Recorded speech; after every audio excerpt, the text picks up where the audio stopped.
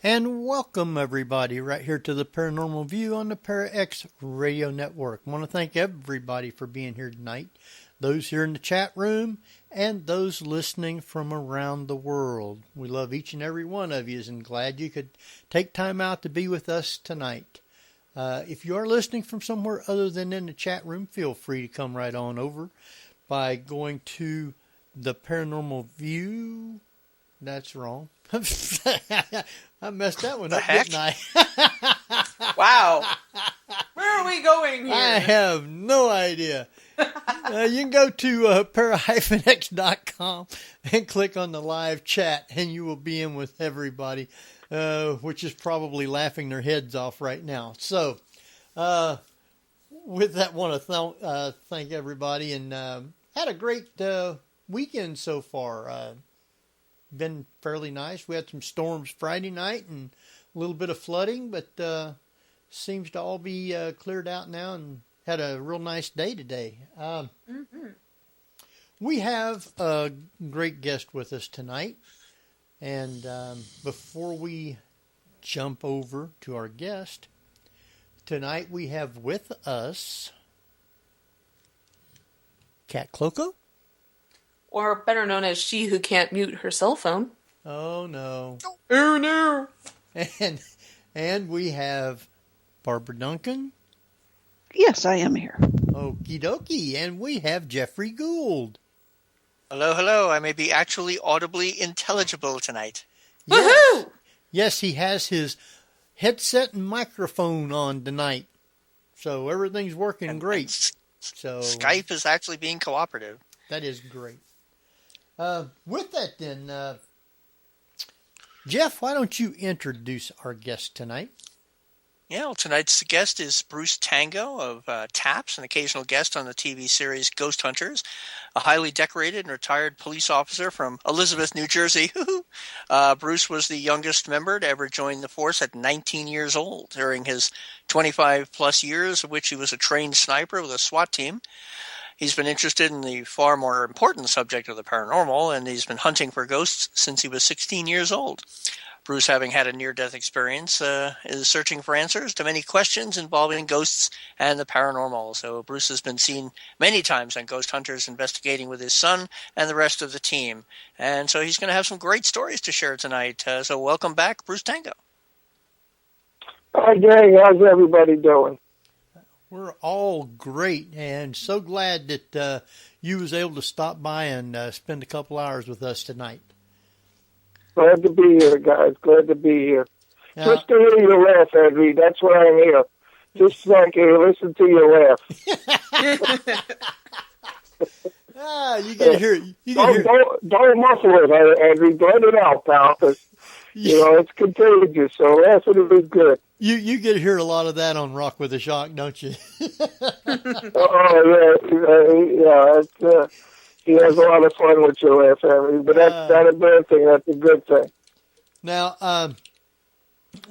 one of the things we're going to talk about tonight is the DVD that you made dealing with something that happened to you when you were a boy of about 5 or 6.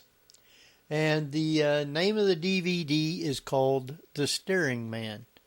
I liked it. It was very well put together. You don't really want to watch it in the dark by yourself, but it's really good, very interesting. So we're going to let you in a little while tell people how they can get the DVD if they would like to, and we're going to talk about what actually took place. So why don't you tell us a little bit about how it all started? Well, I was born in Elizabeth. I lived in the projects in Elizabeth, and one evening I woke up. I don't know if there was a noise or anything, but I woke up, and at the foot of my bed was about a 6-foot male figure, standing sort of catty-corner to me and just staring at me with a grin on his face. Now, with that being said, I always tell people if I was making this story up, I wouldn't add this fact, but the truth be told, his face was red. He had very dark eyes. It was very, very frightening. And what I did is I covered my head. I started crying and praying. I asked him to go away. And I actually had 3 encounters, from my memory, within about a year's period. The second encounter was very similar to the first, and the third was a little different. Again, I was walking. All 3 encounters were in my bedroom, and the third one, when I woke up, I saw him come from the corner of the room, walk again to the foot of the bed, stand where he normally stands, and this time I got out of bed very quickly. I ran out of my room, and I took a right to go down the hall to the bathroom. Now, my mom and dad always left the bathroom light on. They use it as a night light, and I did the same actually for my children too. And I sat on the toilet for about 45 minutes to an hour, crying. I was very scared. And at one point in time, when I got up enough of nerve, I went back down into the hallway, and I took a left into the room, and just to find that he was still standing there. And in the DVD, you saw what he was doing, Henry. And what I did is I turned right back around, ran down to the bathroom, and I actually fell asleep until my father woke me up in the morning. I was sitting on the toilet. He asked me what I was doing because it was obvious I wasn't going to the bathroom. And he told me to get to bed. And I you know, as I've explained many times, is when I tell this story, I know the first thing that pops in people's mind is why I didn't wake up my mom and dad. And as I always explain, without getting too personal, is that, and this is going to sound funny, but it actually isn't, I was more afraid of my father than I was of that entity. I was afraid of my father, and putting it mildly, my father was a very tough individual, very harsh man, and like I said, I would have rather dealt with the fear that I had with this thing I was saying than tell my father. That's it, basically. Now, when you first saw that man, when you woke up and first saw him staring at you, did it look like a man, or did it look more like some sort of an apparition? No, it was a full body. It was a man. Actually, I wasn't sure what it was at first until I focused, and it was a man standing there. And it actually looked very close to what you saw in the movie. As far as Mike Kosky from the Walking Dead, a good friend of mine from Atlanta, I flew him in to do the part, and because he had a lot of the same features as what I saw as a child, and as you see what happens in the film when we did the recreation, and when I had the police sketch artist draw, that is exactly what you see at the end there, Henry, is exactly what I saw when I was a child. Now, Bruce, you know about the shadow people, also referred to as men with hats? Men with what? I'm sorry, I can't hear you. Men with hats. They're wearing like broad-rimmed hats. Yeah, well, this guy was wearing a hat. Wearing a hat? Okay. Yeah, I was wondering. Yeah, they normally show up in times of like crisis situations. And I'm wondering, do you think that a lot of it had to do with the climate that was around your house at the time? Well, in theory, yes. Obviously, a lot of people, have asked me what I think happened, and after talking to people and knowing what I've learned over the many years being involved in paranormal, that most people have agreed because when you watch the film, you see that nothing good was happening with the family back then. Nothing with me. Nothing with my father, my mother. There's a scene where my mom loses the baby, which would have been my second sister. And if you watch the film, you could you'll see that my sister, who I'm the oldest in my family. I now have three sisters. The one sister that was there a year younger than me, her name was Robin. And it wasn't until I started making this film that I finally, because I didn't tell anyone except my grandfather about this incident. But once my sister found out and we started talking, she actually probably seen him too. But she didn't see his face, but she saw him walking out of past her doorway and towards the window. So, that was something to find out after all the years that my sister. Can you guys hear anything? Yeah? Yeah, his sister saw it as well. Yeah. Something happened to me. Uh-oh. Hold on here. We can hear him fine. Yeah. Okay. Yeah, we can hear him. Yeah, We're listening intently. It was all of a sudden, everything just went real quiet. I could hear you, but it was like way in the background. So, okay. Everyone else can hear him. It's working now. Okay. Are you still with us, Bruce? I believe so. Am I coming in? Yeah, you're doing fine now. Okay. Bruce, does anybody in your family see ghosts? Is there a history of mediumship or psychic ability in your family? That's a good question. I've been asked that quite often, but actually, no.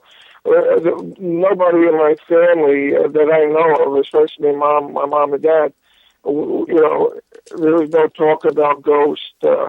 My mom or dad didn't have any abilities whatsoever, and back then there was very rarely even a show about a ghost, except for some of the chiller theater type stuff, but nothing like that. And as far as the history of the building, it was a project, and it was built in 1940. I was born in 54, but I could not find anything that would suggest that this thing that I saw came from anything that had happened prior to me being born there or anybody else living there. And nobody in your family plays with Ouija boards, etc.? No. Okay. No. I actually played with them a few times when I was in my teens, with guys and girls, you're trying to get a kiss or something like that, but that's what they were used for the full. But not at that, no, there was nothing like that in my family, nothing whatsoever that would even lead towards. There was no discussion about it, nothing like that. Now, actually, I was wondering, Bruce, if you had noticed any paranormal activity happening before the sighting in the house or anything afterwards. In that apartment? No. Yeah. Those were the only things. If you watch the film, there was a couple things that happened when there was knocking at the door. Mm-hmm. I don't know. Have you seen? The film will show you that it was knocking at the door in the middle of the night. And my father, got so angry because he kept on getting out of bed and nobody would be at the door. Finally, he stood by the door with a baseball bat, and when somebody knocked on the door, he opened it real quick, and actually nobody was there. And there was another time where I was yelled at by my father because I had baseball cards and stuff all over my room. He made me clean the room and go to bed. And when I woke up in the middle of the night, there was baseball. Not in the middle of the night. When I woke up in the morning, there was baseball cards all over the place. And I know I'm not the one that did that. So, but this is all during that time. But prior to these encounters, I don't really remember anything. It was a very there was no good memories from that time. Nothing good was happening, and to just to probably answer a question that you're bound to ask me is that this thing that I was seeing probably was thriving or causing all the bad things that were happening. He probably was enjoying my fear because this entity did not touch me or did not say anything to me. But he just scared the hell out of me. And, there was a lot of bad things happening within the family. But that's the theory we have because, to be honest, nobody really knows. And everybody could guess, but and theorize. But the best guess or best theory is that he was causing these things to happen, or he was thriving on them, if you will. Mm-hmm. Now, Henry, you had a question. Yes. I know you was always afraid to say anything to your dad, but did you ever try to say anything to your mother? No, I was explaining. My mom protected me a lot, and actually,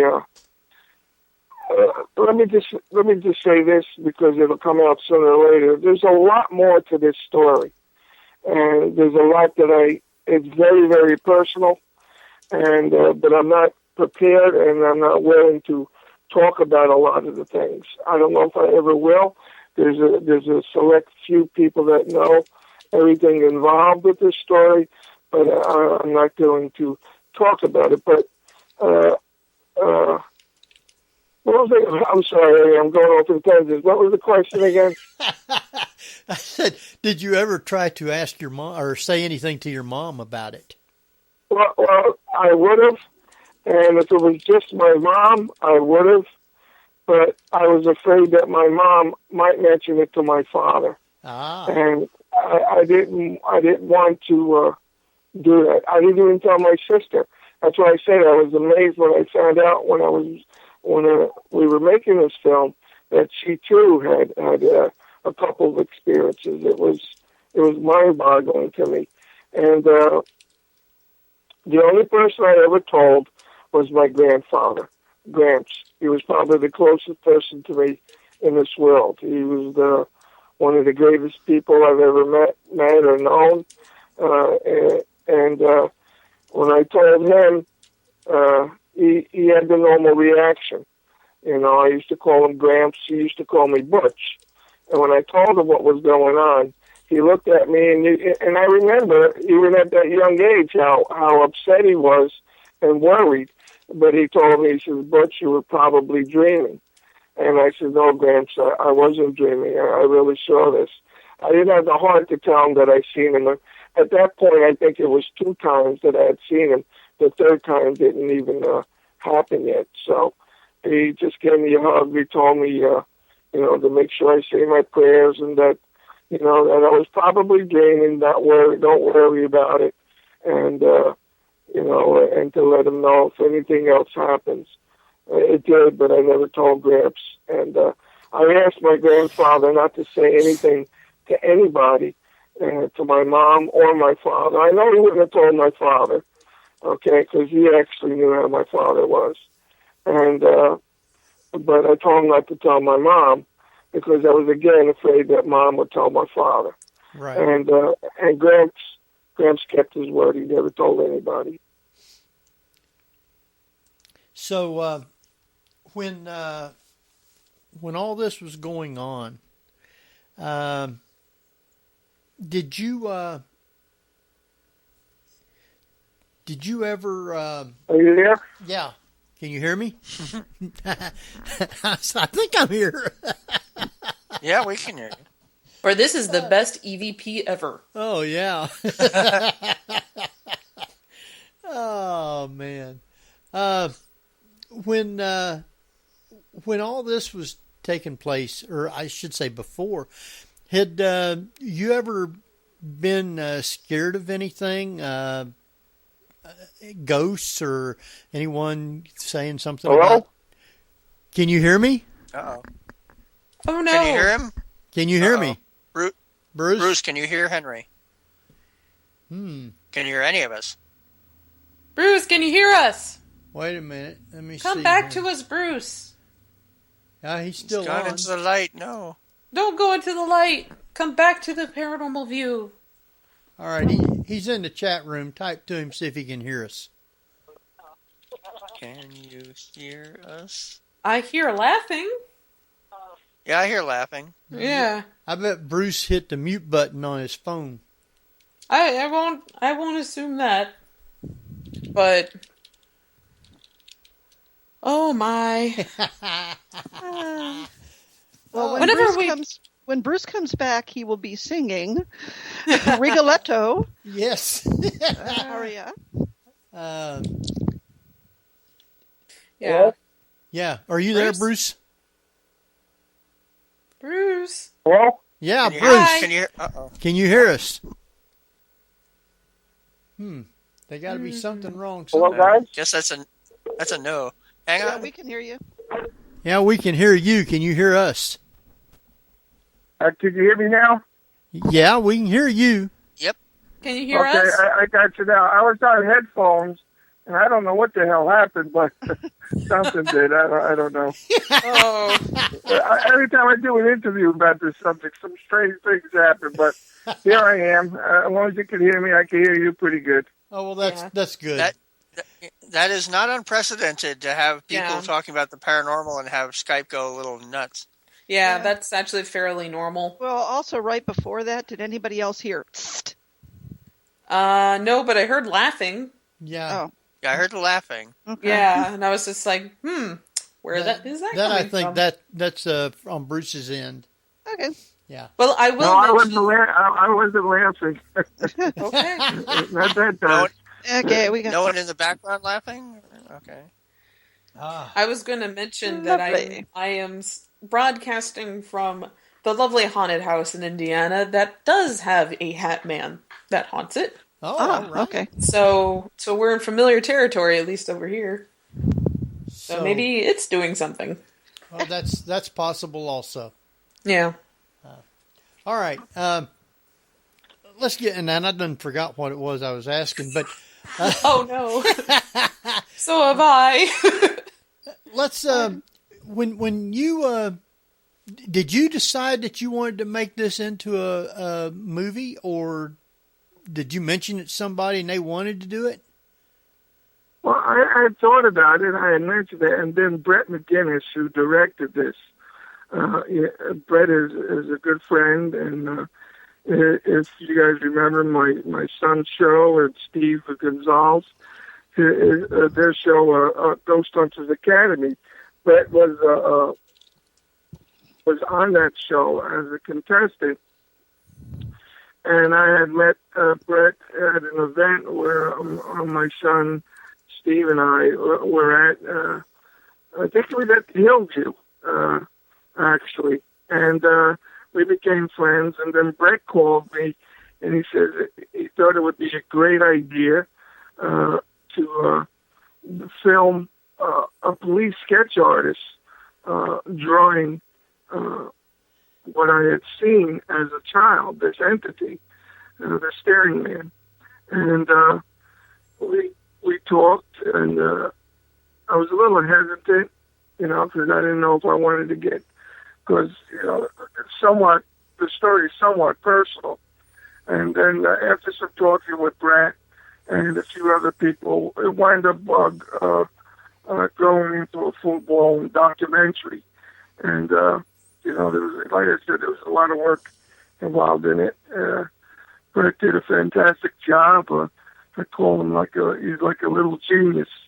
He is very good, in the tech part of it and editing and such. And he did a great job putting the film together. There was a lot of work involved. I did the casting. I found the locations, and I did wheeling and dealing to get back into that apartment, which was sort of like a last minute type coup, if you will, and that worked out really well, as you know, in the film. I think what we're going to do is probably take a break here in just a second. And because we got lots more to talk about. And one of the things that somebody had been talking about or mentioning was somebody was saying that Bruce was supposed to sing or something like that. Were you supposed to sing? I was only joking. I woke up with a little short throat this morning, so I can't help these out. Oh. But if I sing, Henry, then I got to go into altogether different direction. I have to give up the paranormal, and I'll be inundated with all kinds of appearances with singing and everything, and I just. Then I'd have to get the songwriting and everything. I'm pooped. I'm 61 years old. I don't want to. The paranormal's enough for me. I don't want to. Then you'd have to charge people on the show and everything. Right? Yeah, I understand. That's the same reason why I don't sing. So. Yeah. No, I was only joking. I tease people. I tell them. I ask everybody, all the interviews and all the radio shows I've done, and I ask them if I could sing, and they tell me sure. But I joke around. I said they'll save it for the last, and then they cut me off in the last minute. It's like putting the hook on me on the voice, All right. Well, just one thing I want to remind you is during our breaks, the microphone will be live, so either just mute your phone or just don't say anything. Your choice on it. With that, unless I have an argument with myself, I won't be talking. So all right then, no problem. With that, Kat, you're going to take us out, and we'll let CC bring us back. How's that sound? That sounds like a plan.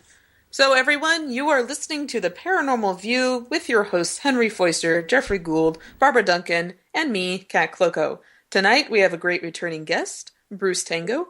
You may know him from Sci-Fi Channel's Ghost Hunters series, and now for his new documentary, The Staring Man. There's more to come with Bruce after the break.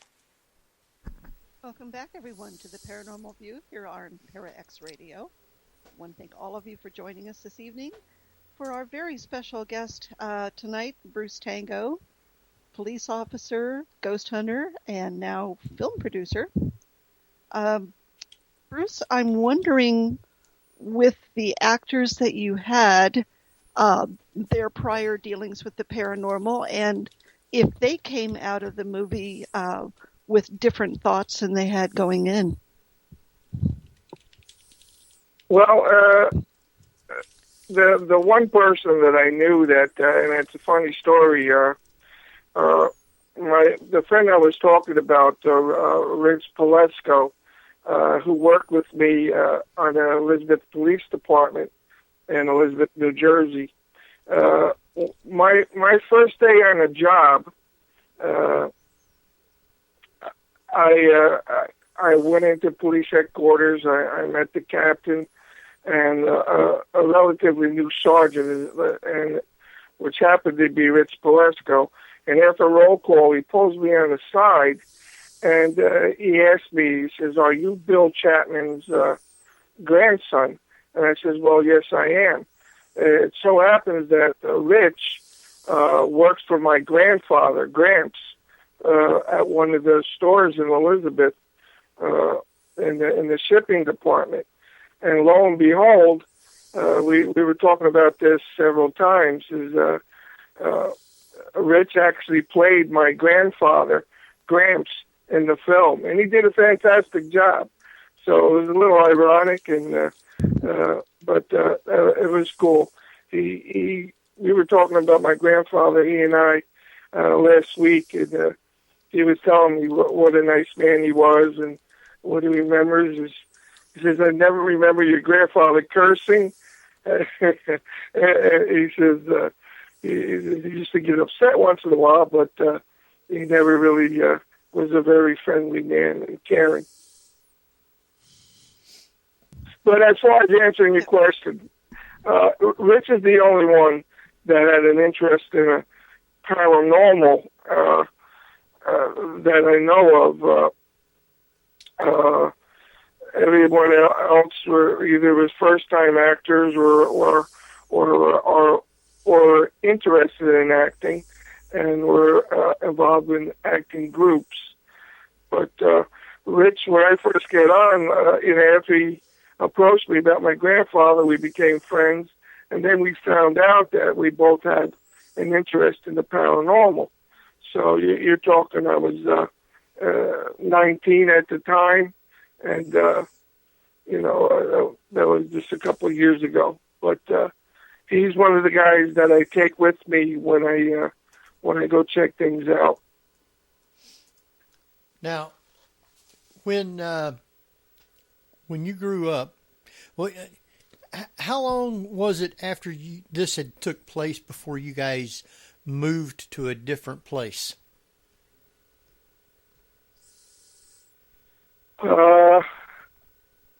If I remember, Henry, after the last encounter, it might have been within maybe 6 months or so. The most a year, and that was probably one of the happiest days of my life at that point in time.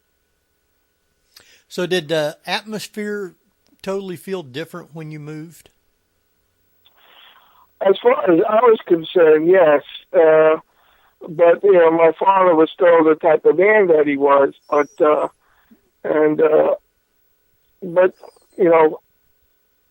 answer a question you may or may not ask, I've never seen that entity again. For whatever reason, But I actually would. You might find this crazy to hear, but I would actually love to meet him again. Just to be able to, possibly try to communicate with him or ask him, but I don't think that's going to happen.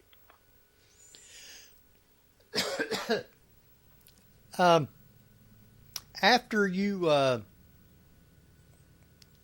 moved and started getting older, and you never had any more paranormal experiences, but you said you started, I guess, into the paranormal around 16?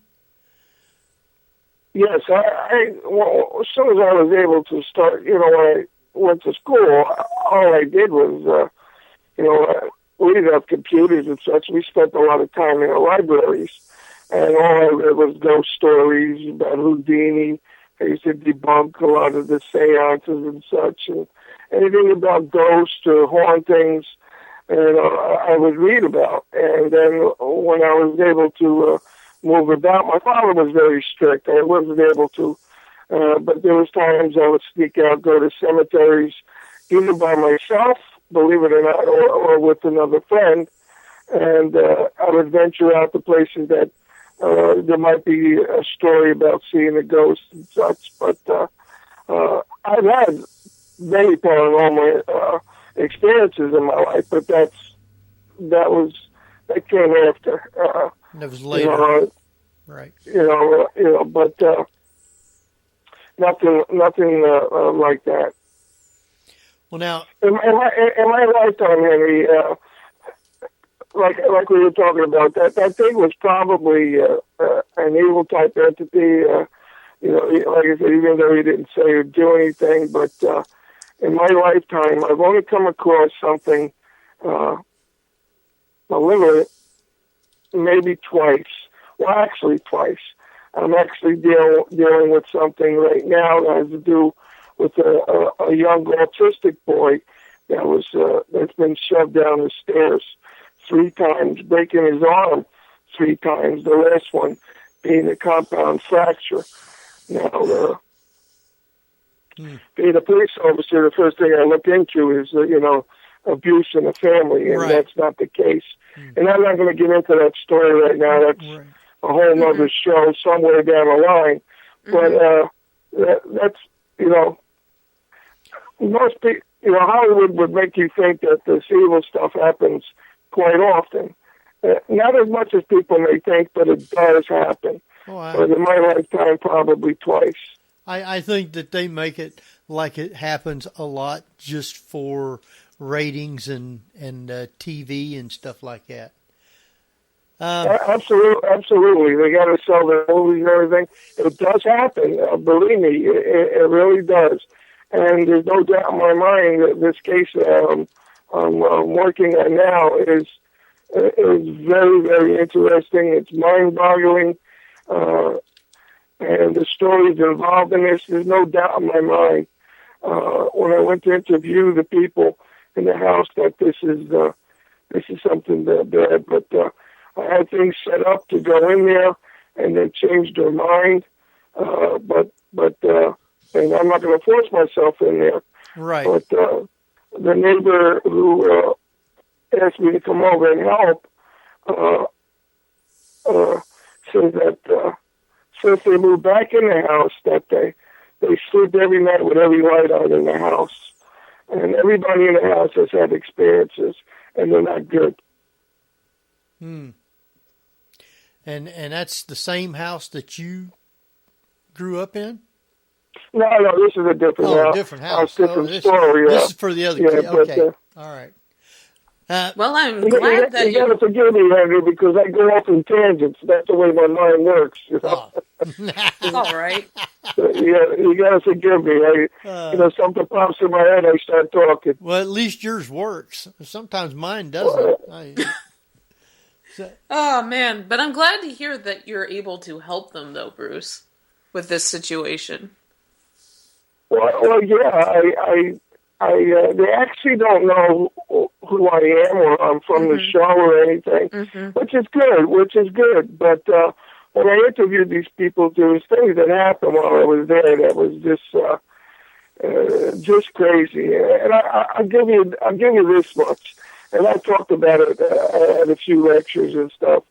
But I was there for about 3 hours asking questions, and I was getting ready to leave, and the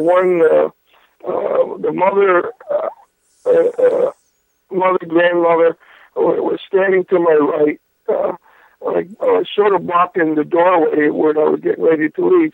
Not doing it on purpose, I'm just saying how we were situated. And the daughter, who was probably around 30 years old, was standing in front of me. And I thought actually one of them passed wind. I thought one of them farted, to be honest with you, because such a disgusting smell came over me. But I'm looking at them, and they're acting like, and I'm saying to myself, I said, I know this sounds crazy, but if you passed wind, you would try to get away from me or walk away or something. They just stood there, and then I'm saying, I hope they don't think it's me. But what I'm saying is, the smell came on, and it lasted for a short time, and it fit with everything that went in there, which is one of the indications that there's something bad there, because the smell was putrid. Now, I've smelled many dead bodies in my time. Being a police officer, I've had bodies that have rotted for months and months in the middle of July and August.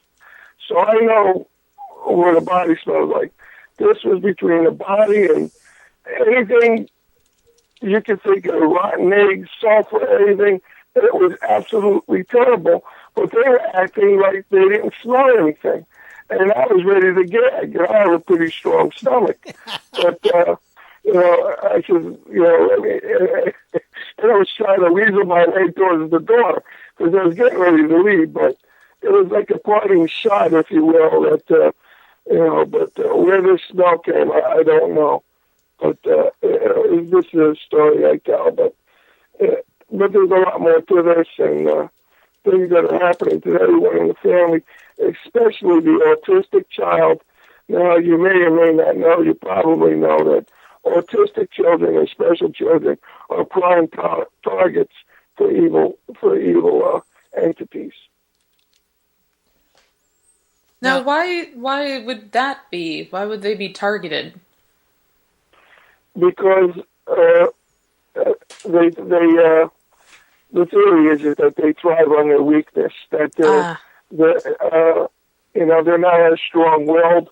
They're very innocent, and they don't, for lack of a better expression, they don't know any better. Okay, and they're just a prime target because of them being special and their weaknesses. Okay. Wow. But that most people, autistic children, special children are often targeted by evil entities. Sometimes, not all the time, but they are targets. Okay. Now, when you grew up and joined the police force, was that when you had somebody do the sketch of what you'd seen, or was that done mainly for the show? That was done for the show, Henry. Like I said, when Brett McGinnis called me, we decided to do that along, expanded it into a full-blown documentary. I got a fellow, I did some research. I was going to use a detective from my department, but he was away. So I called some friends from the state police, and they put me in contact with a retired trooper by the name of Louis Trowbridge. He's done some very high-profile cases, and he did a wonderful job. And let me tell you, when we were sitting at that table, you saw the scene. Right. As he brought this picture to life, it just gave me chills, and he did a great job. And then once that was done, I had a young lady by the name of Tara Sassarak, who's a great artist, put the finishing touches on it, colorized it, shaded it in because he had very dark eyes. And what you saw at the end, that picture, is exactly what I saw as a child.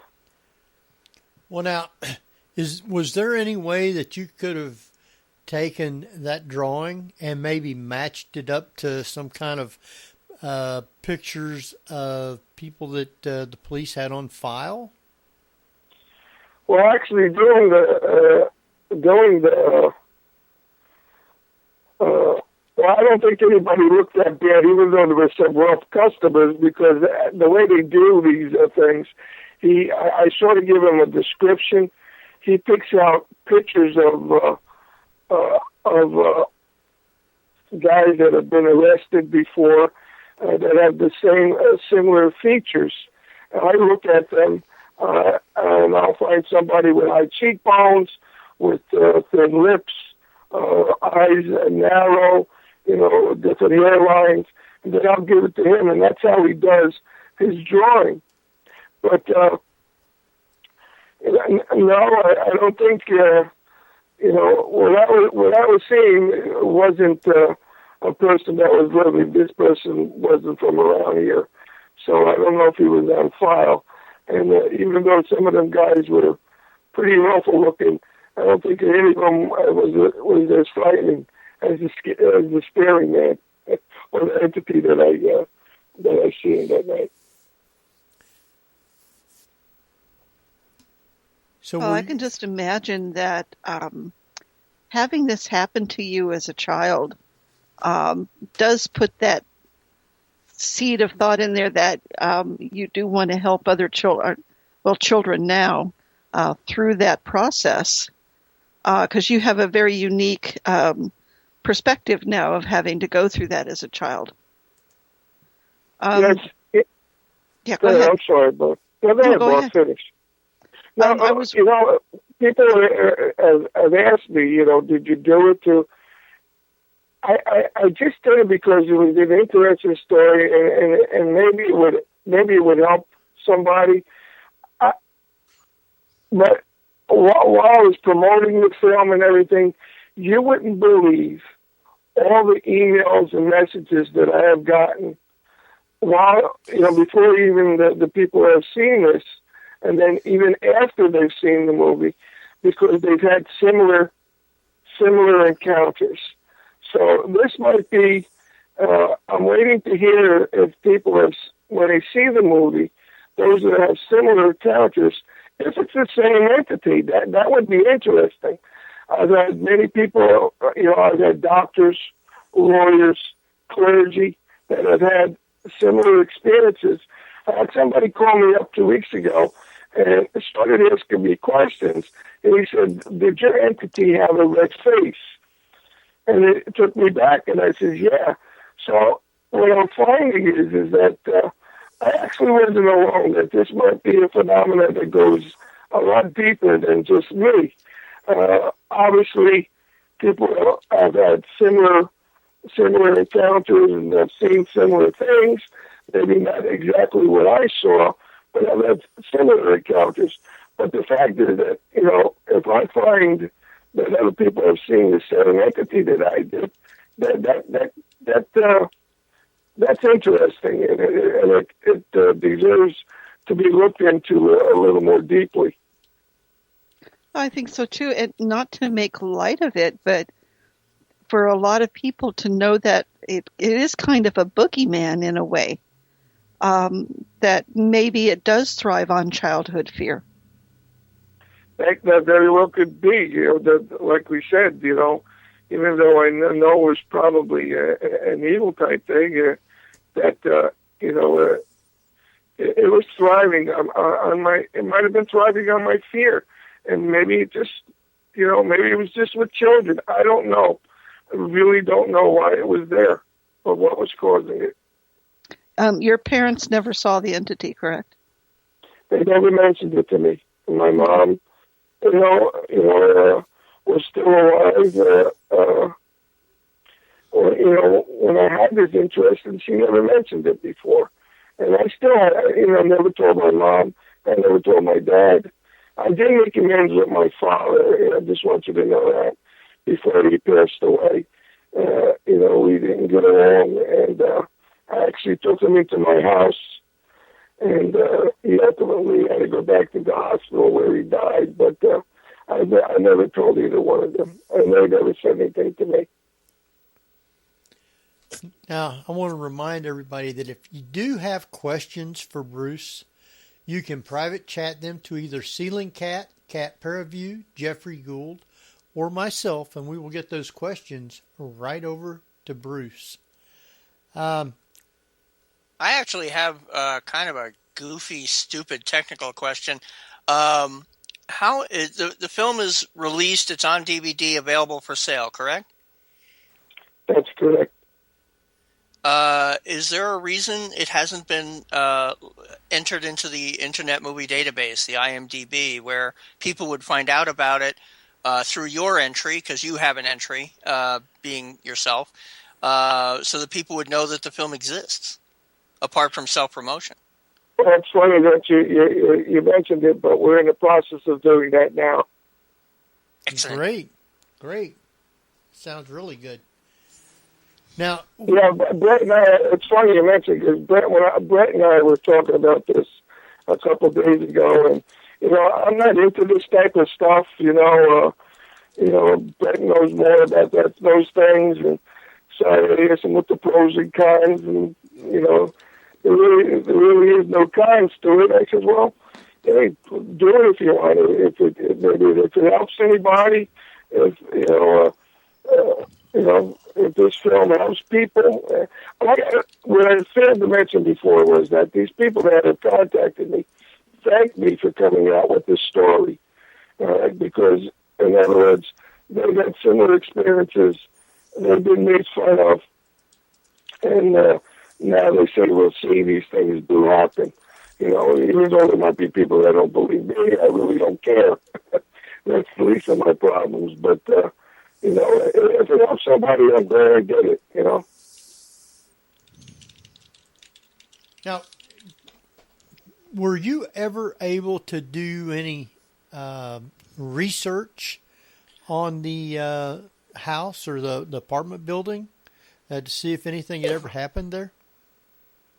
A little bit, Henry. What I found, like I said, I was born in '54.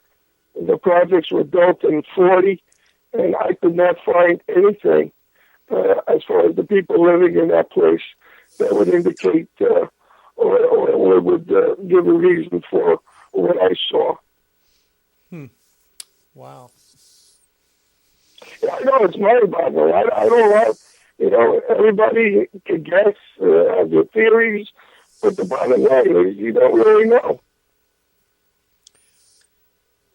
Well, now, Yeah, true. Unless if you ever get the chance to go back and find someone who is still being actively haunted by a character who looks like that, you may never know exactly what it was. Right. I know. We did wind up going. I think, Henry, if you saw the movie, I don't want to give it away, but one of the coolest things, and I had been trying for over a year and a half to get into that apartment to no avail. And then sort of towards the end of filming, I negotiated a little bit. I was allowed back into the apartment, only in my bedroom, for an hour. And I know you saw the part where we did the EVP. right. My oldest son, John, and I, and something cool really happens. Now, I don't know if that was the staring man or not. I'm not saying it was, but we actually had a couple EVPs, and the other one that you could hear headphones could not be put onto film. It just wasn't loud enough for people to hear, so we left it out.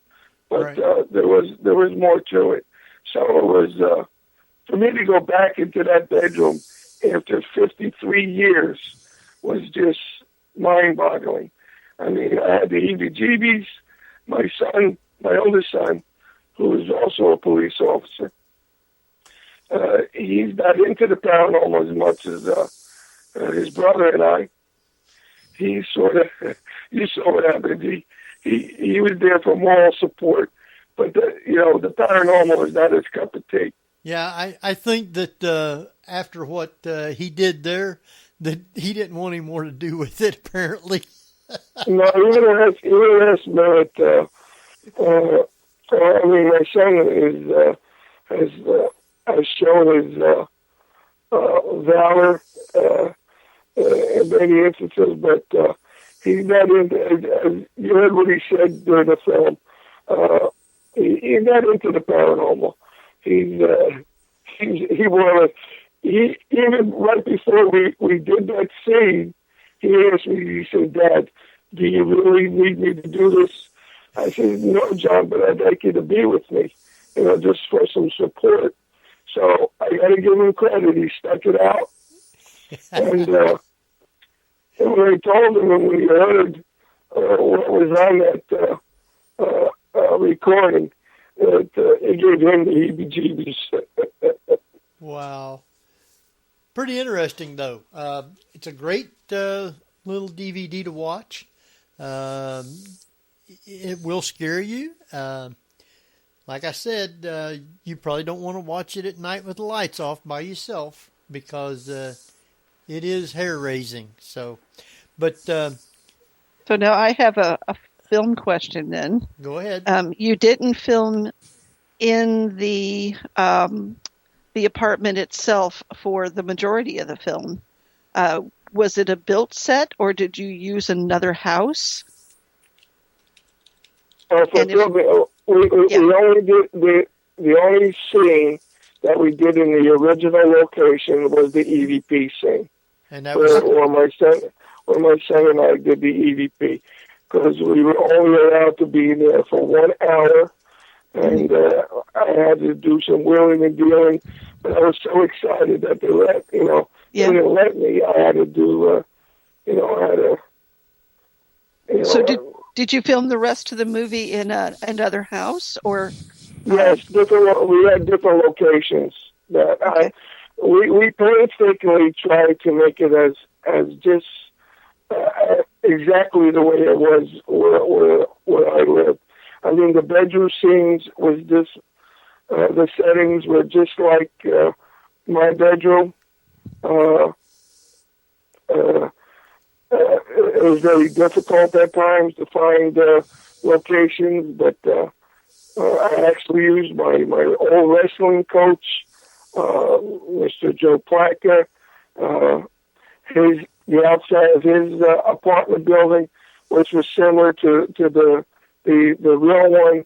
So we painstakingly tried to make it as real as we could. I mean, we had makeup artists, we had a hairstylist, because we're going back to the 50s, mind you. So with the dress and everything. So we did the best we could, and I think, I think we did a pretty good job, if I don't say so myself. I mean, everybody did well in putting this together. Well, I'm curious because one of the techniques that some ghost hunters use is recreating certain events to try to act as a trigger for more paranormal events. And I'm wondering, even though it was a different apartment building, whether or not during filming in the place where you weren't at, whether or not you picked up paranormal activity. Well, we didn't have any. Well, we had the mice going, but we actually filmed at one of my family's basements, and we built the set. But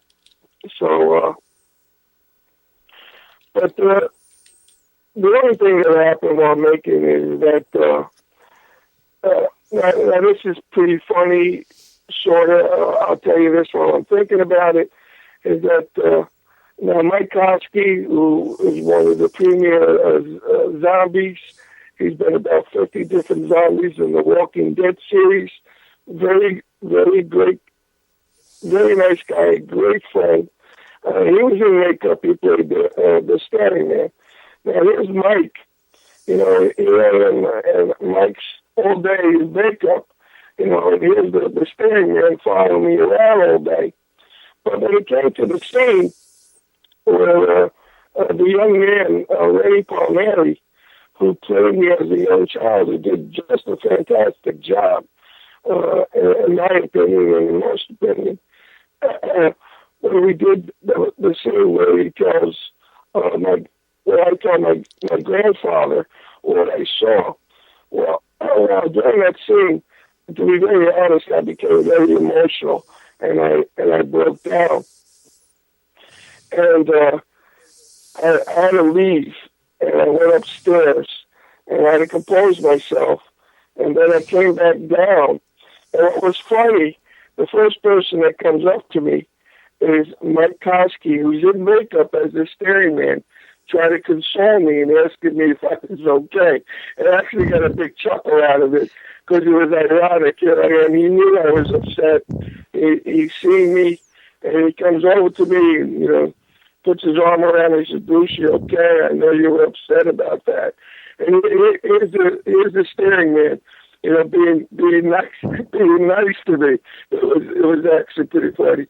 Mike is a great guy, and he did a fantastic job. But I thought that was a great story, and it actually brought a smile to my face. It says, "Mike, can you believe this? After all I went through, here you are in this scary makeup.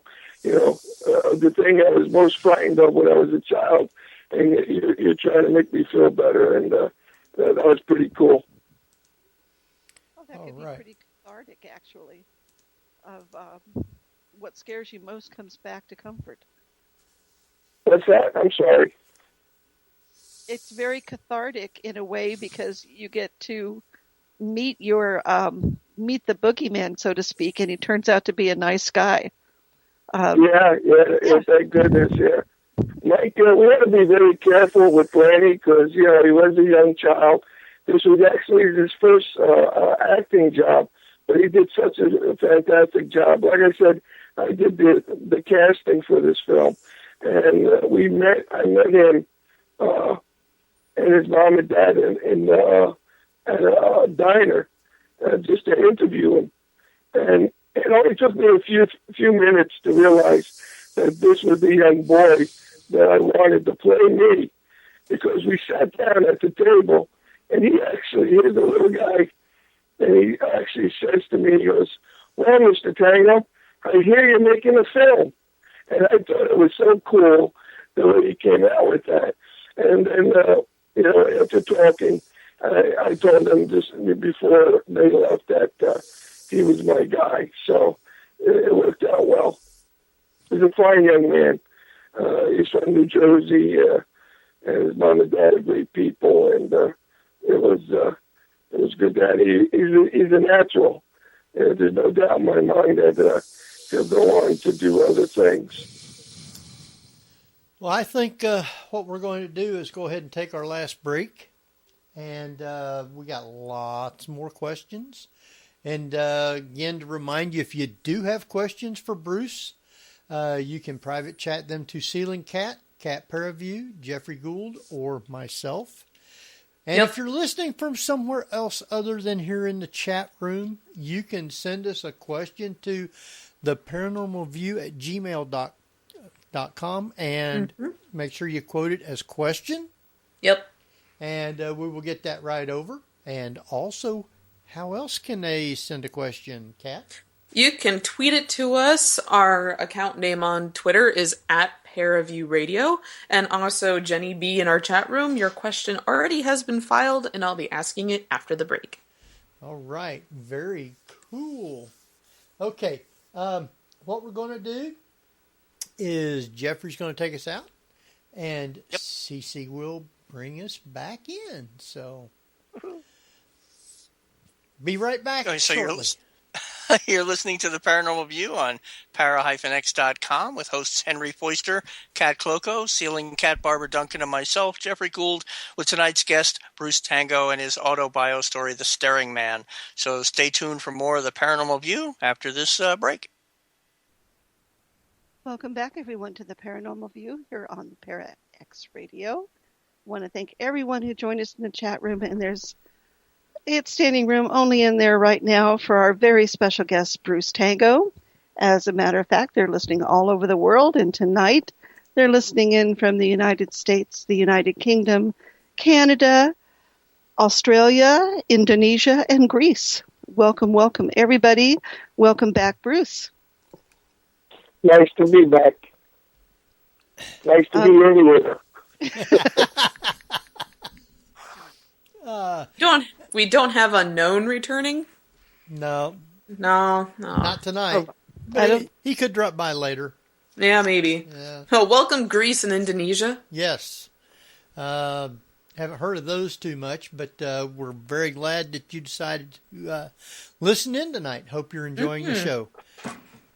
Do we have a question from the chat room? One of you guys? We do. We have one from Jenny B. Let me grab my little clipboard here. And Jenny B. from our chat room asks Bruce Tango, did they investigate the history of the property? Did it turn up any useful information? We talked about that before. I did look. I looked into it, and I could not find anything that would give reason for what I saw. Nothing whatsoever. Right. Which is why you've put out the call to see if anybody else has seen or encountered this type of entity before. Yes, I'll be totally honest with you. I did not tell the people that lived in the apartment that I lived in.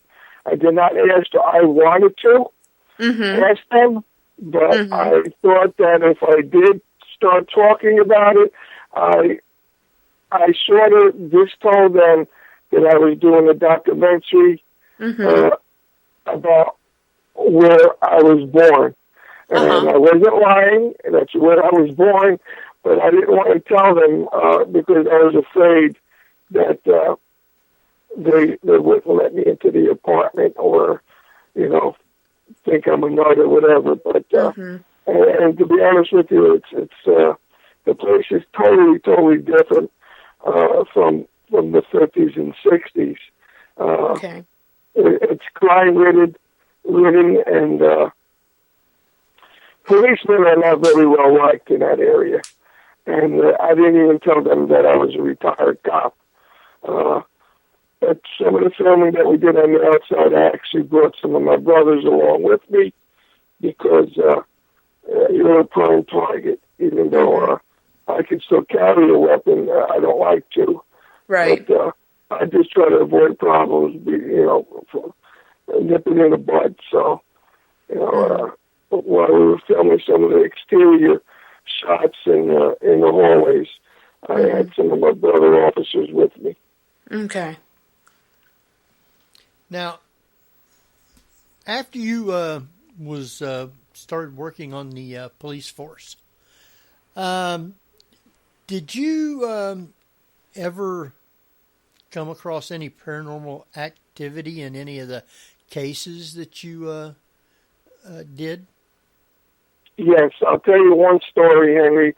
Actually, there was a couple of incidents, but one in particular is that very cool story. I wish I knew as much then as I did now. I was in my 20s. This had to be in the early 80s. And long story short, we were called to an apartment building where a woman, a middle-aged woman, was babysitting a young boy. And when we got there and knocked on the door, the woman says, "Please come in." She was obviously very nervous and upset. She started rambling on. She says, "I'm trying to find the mother of this child. I want her to come here. The things are going crazy." So we're trying to calm her down to get the story straight. And then all of a sudden, there was a door to our right. And I heard a real big bang in there. And she said, "See?" So I opened the door. It was very dark. And I asked her where the light switch was. And it was to my left. And I felt with my hand and put the switch on. Now, when the light came on, what I saw was a very small bedroom with a twin bed with a little boy, maybe about 7 years old, laying in the bed on his back with the covers up. And at the foot of his bed was a big armchair. It was upside down. And I asked him, I said, "What happened? What was that noise?" He says, "The chair flew across the room and landed over there." And I said, I'm looking at my partner. My partner's looking at me, even though I'm into the paranormal and stuff. This is, nothing really like this has ever happened as far as this type of thing. So there was a small closet. Went into the closet. There's nobody there. Nobody under the bed. The window's locked. No place for anybody to hide. He was the only living thing in that bedroom. So I talked to him for a little while, and he seemed okay. And after we checked the whole room out and didn't find anything, I asked him, I said, "Do you want me to leave the light on?" He says, "You can if you want." And And I said, "Do you want me to leave the door open a little bit?" He said, "Yeah, that'd be okay if you want." So I did so. I left the light on in his room and left the door open. And then we went back into the living room area, and the woman started again. She said, "See what I mean? This has been happening all night. I can't take this. You know, I want to find this little boy's mom." And while she's talking and ranting again, I heard that, by the way, when I went there, I grabbed the chair and I put the chair back at the head of the bed, you know, right side up. And, you know, then we left. So while she's ranting again, I heard the big boom again. Boom. I was right by the door. I opened the door. He was still in bed on his back. And what do I find? The chair that I had just uprighted at the head of the bed, back at the foot of the bed, upside down again. And it wasn't one of those little chairs. It was a pretty nice size chair. So, you know, I'm looking at it and said, this is really cool. My partner was getting, freaked out. He says, "I don't understand this at all." And let's put it this way. There was no way that little boy could have done that and gotten in the bed because I was right by the door. That light was on. So, I have a good idea of what was going on. Do you guys have any idea? Did we? Yeah. Well, how young was the kid? It was about 7. Okay. What first came to mind for me was poltergeist activity caused by an agent. That's usually a kid. Right. And usually kids under stress can have that kind of phenomena happen, as it is believed by parapsychologists. So he seems a little bit younger than the normal age set, which tends to be teens, but that doesn't mean it necessarily couldn't happen. Right. In retrospect, Bob, I found the little boy very calm. Now, as you know, you're right about the poltergeist. A lot of people don't realize that is another form of poltergeist. Be it that person knows they have that power, or it just gives off the energy that they don't even know they have that power. Either one. But I was just thinking, I would love to run across this young man again. I was figuring he'd probably have to be in his 40s now. I would love to meet up with him and just sit down and talk with him and ask him if he knows, if he has any gifts, or if anything like that has ever happened again. But like I said, I didn't know, then as much as I do now. But that's probably what it was. Wow. I think kids give off that energy. Kids give off the energy, and the poltergeist plays with it. Yeah. Yes. And back then we were told not to write a report and never to talk about it.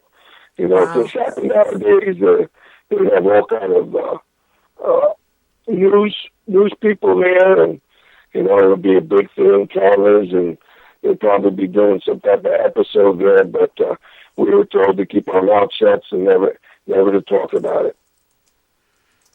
Wow. There's a few times I've heard about poltergeist activity happening, and one in my own life, very spookily, all my music boxes went off once in my room at the same time. Really? Yeah, that's creepy beyond as that. coincidence.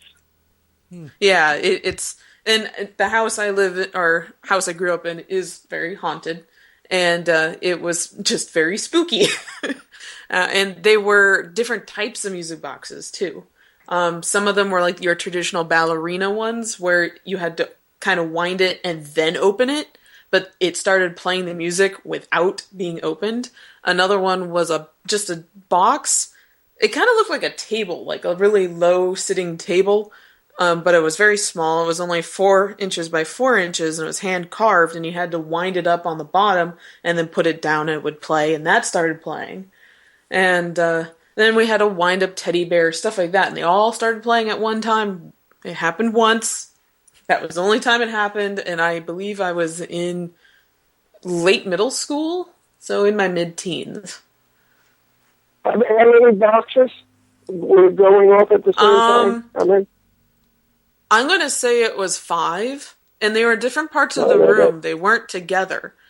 And I live in... It was very creepy. That's pretty cool. That's paranormal. That's beyond any type of coincidence, you know. Yeah. Now, let me just ask, had you touched them, or you probably hadn't even touched them in a while, am I correct?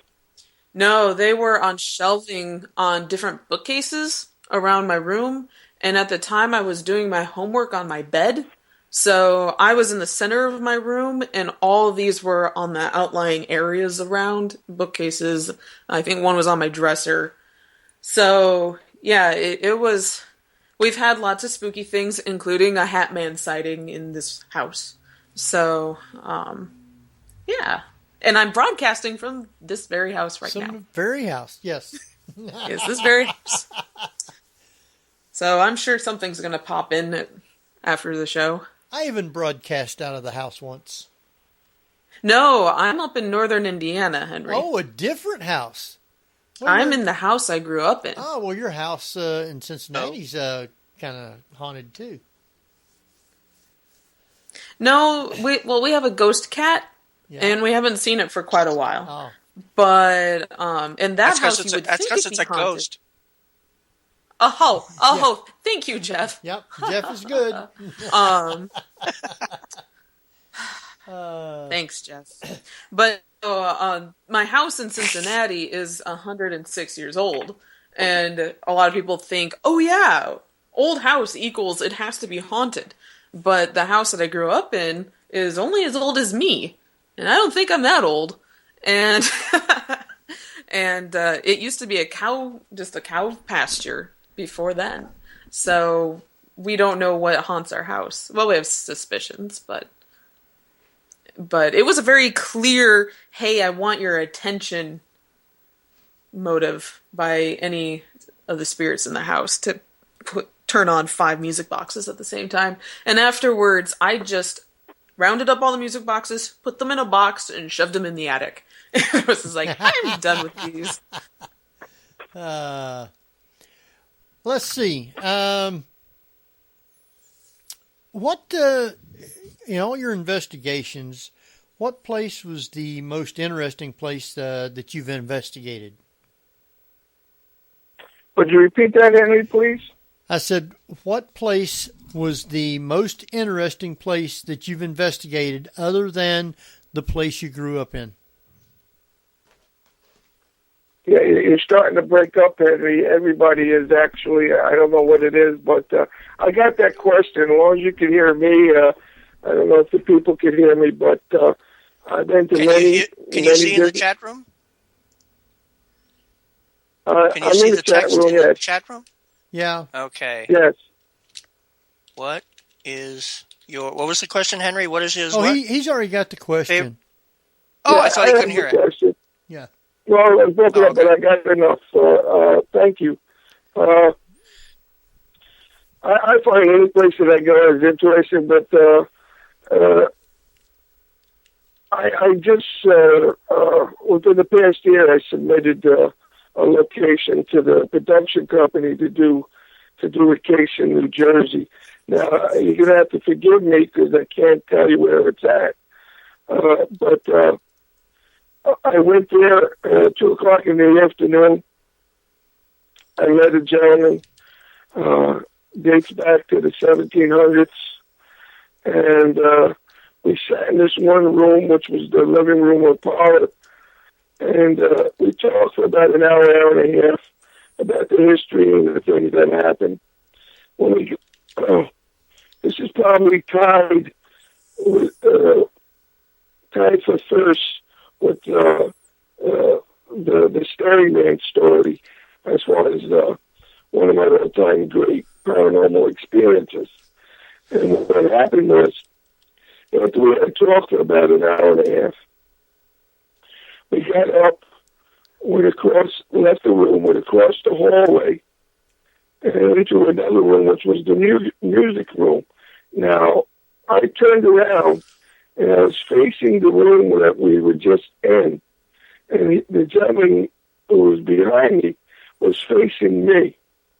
And when I turned around, this is 2 o'clock in the afternoon, I saw a little girl that must have been about 9 years old in like a pale blue cotton nightie, if you will, with like brown hair to her shoulders, just right across the doorway from my right to the left. And it was a stupid question on my part because the gentleman was facing me and not facing the room where I saw this young little girl. And I said, "Did you see that?" But I was so excited because, and the first thing that popped in my head, I says, this guy kept his granddaughter home from school today to try to pull the wool over my eyes because she was in her bare feet. She looked at me straight in my eyes and just smiled at me as she ran across the doorway in the room that I was sitting in before. But I was there within a matter of seconds. I looked to my left. All that was there was the corner of the room. There was nothing. It was the coolest, one of the coolest things. I've had many experiences, but that's tied for first. Let me tell you, that was very, very cool. I've gone back there again and did an EVP session.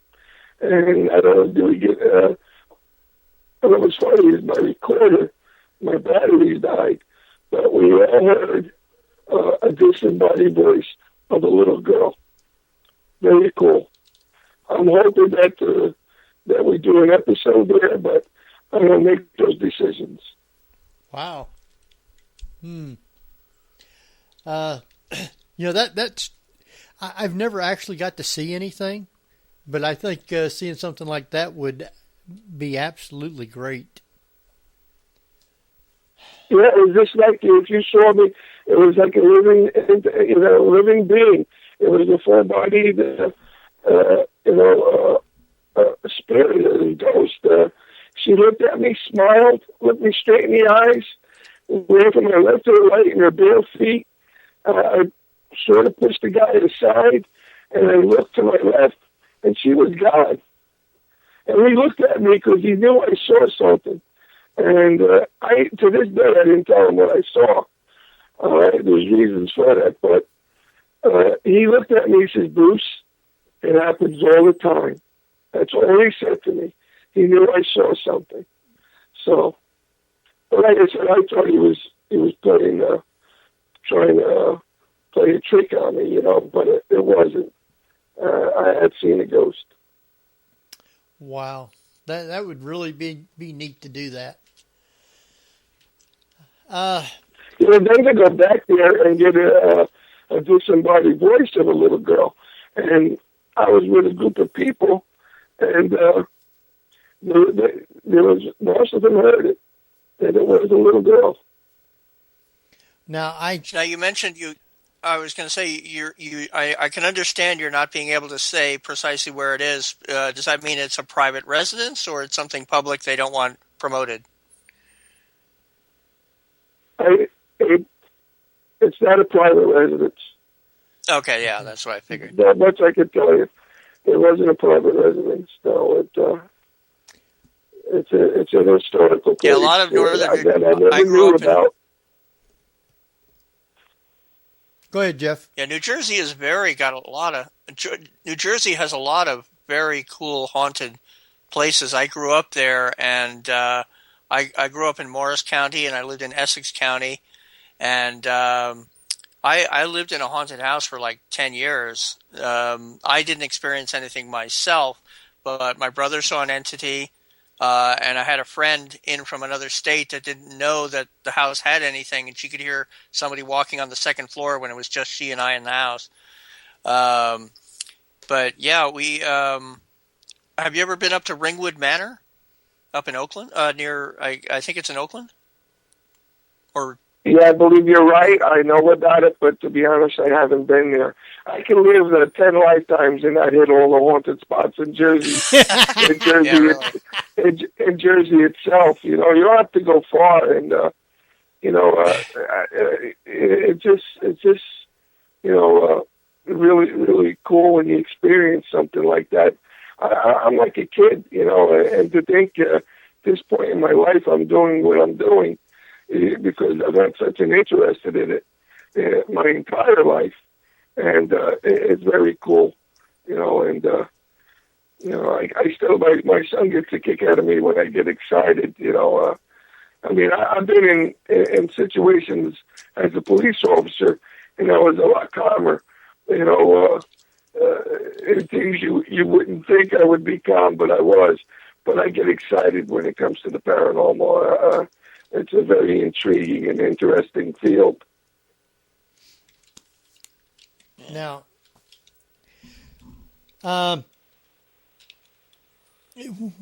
when you actually went to investigate with the ghost hunters, I imagine that was probably pretty awesome to be able to do that and do it with your son, Dave.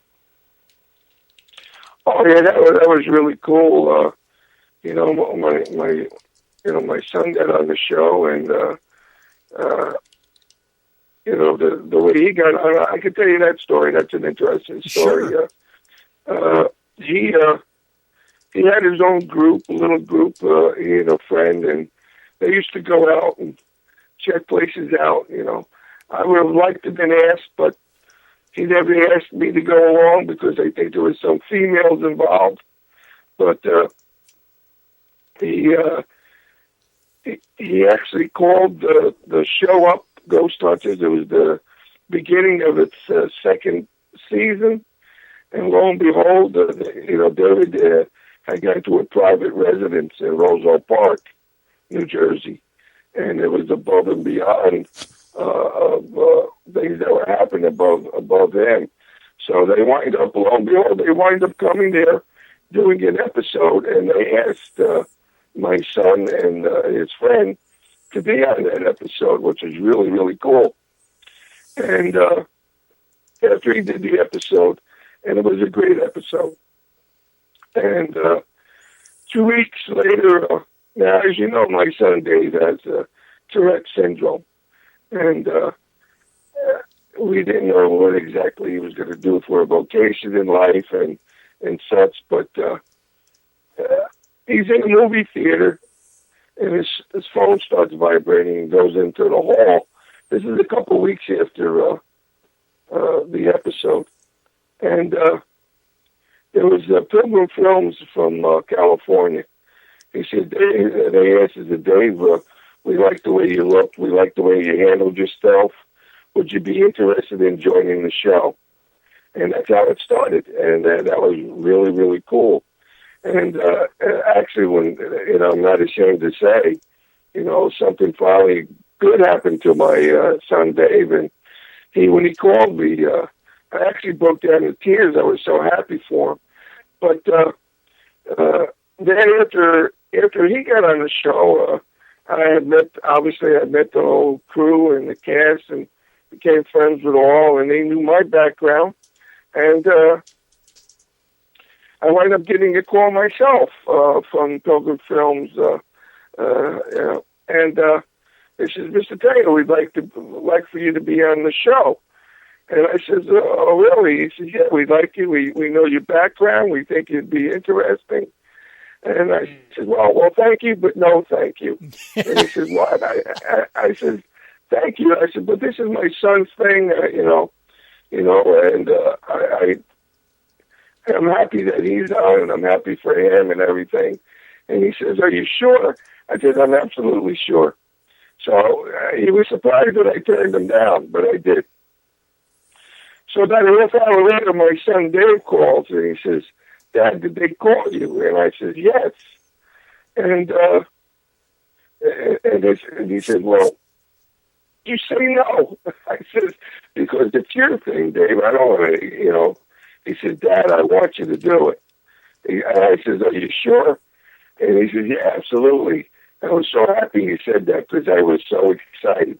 I mean, to go to places that most people are really can't get to. But I've actually, what I've done over the years is help them find locations. They've been to places that most people can't get into. They've been to places that they've had to get clearance from the Pentagon. So, every location that I've given them over the years, except recently, they've done every one of them, and because we've been very lucky. So, but that's how I got on the show, and I'm like a kid in the candy store when I'm with them. They affectionately call me Papa Tango, and like I says, whenever I do an episode, something cool happens all the time. I just am lucky that way.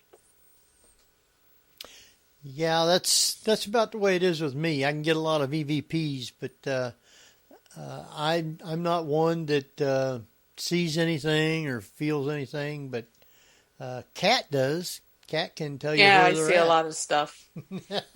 Like when we were all at Hillview Manor, like myself and a good group of people saw the night nurse making her rounds on one of the floors. But Henry caught all the EVPs. Yeah. Yeah. Some good ones too, but that's the way it usually is. And Yeah. like you were saying about the little girl, we did a house. I don't know, it was last year sometime, last fall, and there was a little girl that was in that house that was. We picked up quite a few EVPs from her, which I thought was real interesting. And Yeah. we'll be talking about those in a few weeks. We'll have on Lynn Bell, who was the medium that was there with us, and we'll be talking about that also. Yes. So She was sharp. Yep, she was. Let's see here. So are you going to be on any more of the Ghost Hunters? Have they called you to do any more episodes? I'm supposed to be. I'm on call every once in a while. They call me and they dust me off, and they dust me off and they bring me out. And I'm looking forward to my next call because I love being with the guys, and they're like an extended family. And obviously I love them all, especially my son and Steve. Steve is like another son to me, and I have a ball when I'm with them.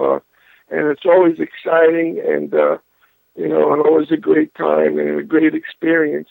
And like I said, at this point in time, to be able to do that and have an interest in the paranormal, and just to do it with my son is something special.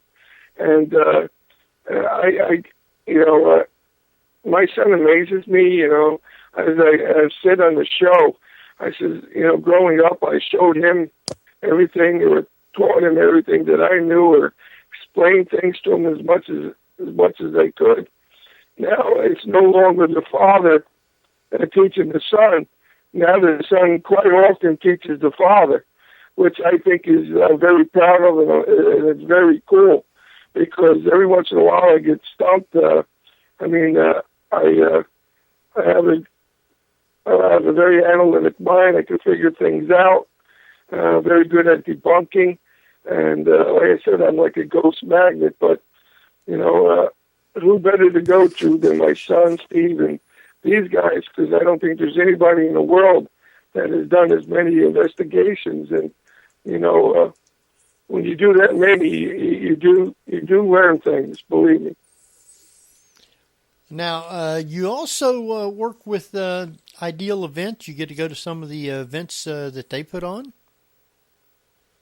Yes, there's events, and, Mark, calls me every once in a while to be with the gang. And if not, I keep myself pretty busy.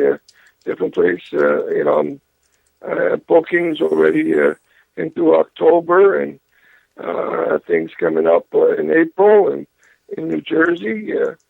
So I keep myself busy, and I enjoy meeting the people, and I have a great time. And all in all, most of the people are very friendly, and I enjoy talking to them. So let's see. I know we're going to be end of this month. We're going to be in Gettysburg. End of this month, you got something else that you're going to be doing. Well, what I have this month, and is on April 18th. They're having something called the Power Unity Expo in Woodbridge, New Jersey. If anybody's interested or in the Jersey area, it's called the Power Unity Expo. It's in Woodbridge, New Jersey. I'm sure if you Google it, you can find out all the info. And then on April 20th, the week after, I'll be going to one of my favorite spots, the Merchants and Drovers Tavern Museum. That's in Rahway, New Jersey, where I'll be doing a meet and greet and a short investigation. I'll be showing evidence and, probably doing an EVP session. That's April 24th on a Friday and or on the 25th.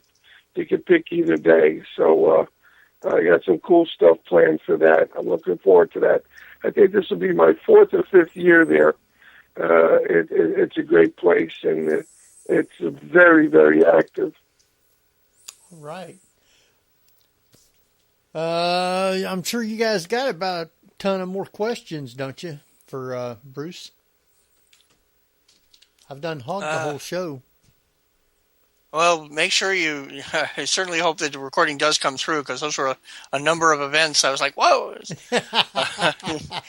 I was able to put the Para Unity Expo link into the chat room, and that'll certainly be on the report page.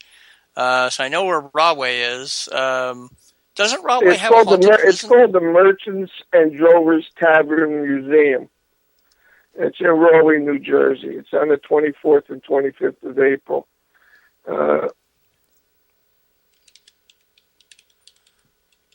Yeah. Okay. Trouble is your audio is cutting in and out. Yeah. I'm curious, with all the investigations that you've had, Bruce, whether or not anything's ever followed you home. You got cut out. You asked me if something came home with me? Right. Yes, you want to know if anything's ever followed you home. I'm asked that question a lot. As far as I know, no. But if a spirit does come home with me, I hope it's a female spirit. Or maybe I could get lucky. I don't know. I'll see what happens. There's a ghost dating site out there now. Maybe.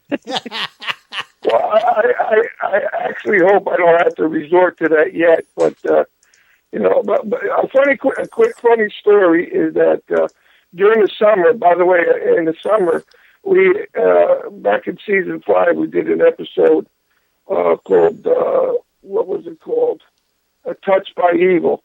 We did a place in Cape May called the Southern Mansion, and I'll be down there for my 5th or 6th year in July and August on Thursdays, doing a meet and greet and an investigation on Thursday nights. But one of the main spirits, supposedly, her name is Esther, and she actually came through one day. And the last thing I do, we do a half-hour lights out EVP session, and then I play it back for everybody. And in the 6 years, I've only been zilched one time. But one question that I asked jokingly is I asked Esther during the EVP session, if she would go out on a date with me, and everybody chuckled and everything. But lo and behold, when we played it back, and I could prove this, she actually said yes. Now that would be interesting. That'd be a great date. Everybody's astonished. So I told everybody that night, and we all got a kick out of it. I mean, it was really cool. You could hear her say yes. And I said, well, I'm already set up for when I pass on. I got a date with Esther already lined up. Cut out again? I heard the very last bit of it. Yeah, I heard it. Oh, okay. But I guess it's good that you have somebody waiting for you on the other side. I said I have a date all lined up for when I pass on. When he passes over, yeah. Bruce, I want to take time to thank you for being with us tonight. And I'm going to give you a chance to tell everybody how they can stay in contact with you, how to get your DVD, all the good stuff.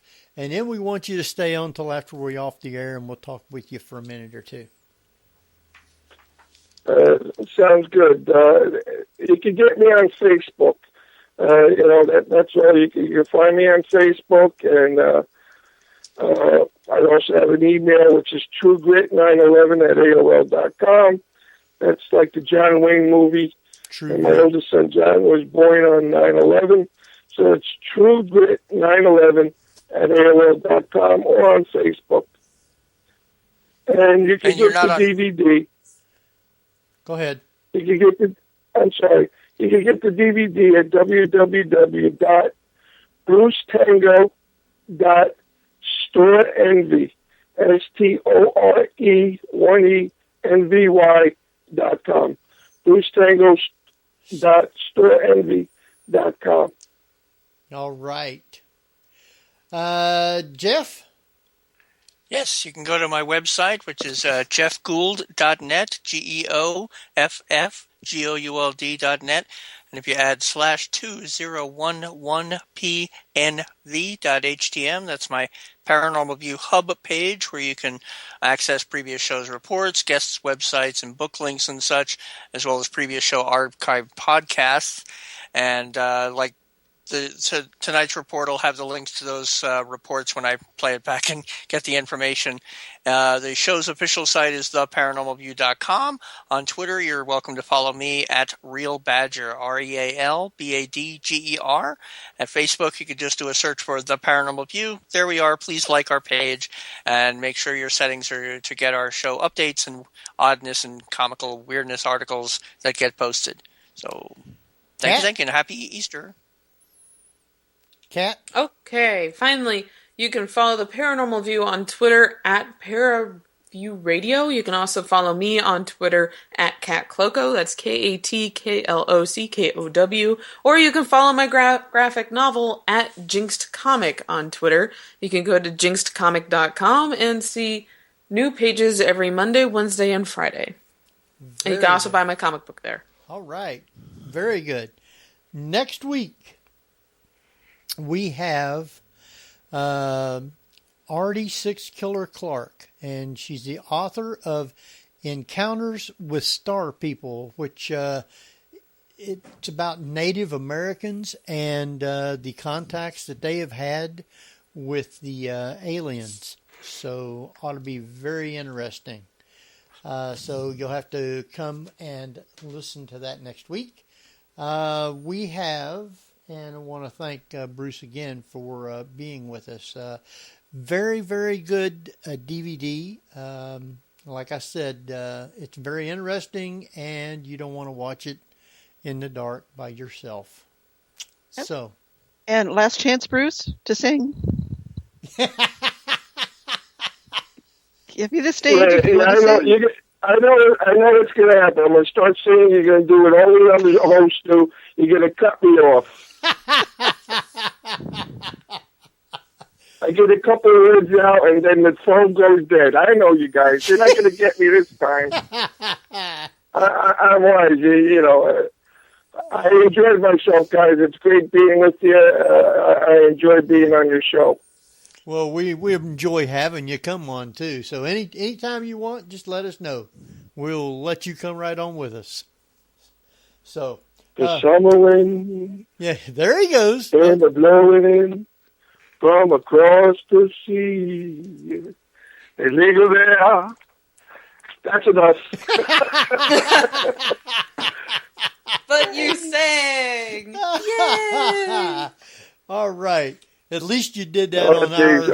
Now I'm going to be inundated with all them phone calls and requests. I know I shouldn't have done that. Now you know that Rock's going to hear that, and you're going to have to sing for him now. So, all right. This is Henry Foister. Jeffrey Gould. Barbara Duncan.